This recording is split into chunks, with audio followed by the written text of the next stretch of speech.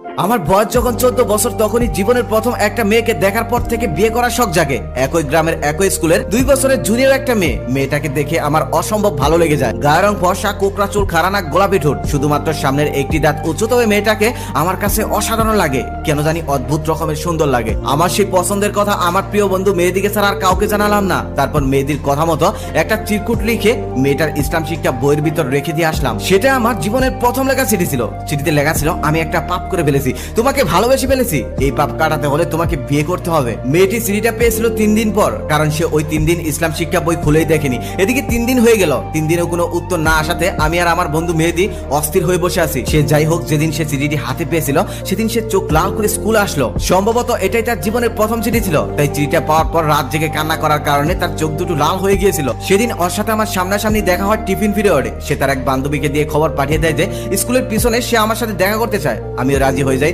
তারপর দৌড়ে চলে যায় স্কুলের পিছনে। মেয়েটা আগের থেকে সেখানে গিয়ে দাঁড়িয়েছিল। আমাকে দেখার সাথে সাথে সে আমাকে বলল, আপনি কি আমাকে ভালোবাসেন? আমি বললাম বাসি। মেয়েটা তখন বলল, আপনার এই চিঠিটা নিয়ে গিয়ে যদি আমি হেডমাস্টারের কাছে নালিশ করে দেই, জানেন আপনার কি হবে? আমি তখন বললাম, জানবো না কেন, আমাকে পিটাতে পিটাতে একদম স্কুল থেকে মেন রুট পর্যন্ত দিয়ে আসবে। মেয়েটা তখন আবার বলল, তারপরেও ভালোবাসেন? আমি তখন বললাম, শুধু ভালোবাসি না, বিয়েও করতে চাই। মেয়েটা তখন আমাকে বলল, আমার তো বিয়ের বয়স হয়নি, মেয়েদের বিয়ের বয়স হতে 18 বছর লাগে, আর আপনারও বিয়ের বয়স হয়নি, ছেলেদের বিয়ের বয়স হতে 21 বছর লাগে। আমি তখন বললাম, তাহলে আমার যখন 21 হয়, তোমার যখন 18 হয়, আমরা তখনই বিয়ে করব। তখন মেয়েটা একটু আস্তে আস্তে বলল, সত্যি বিয়ে করবেন?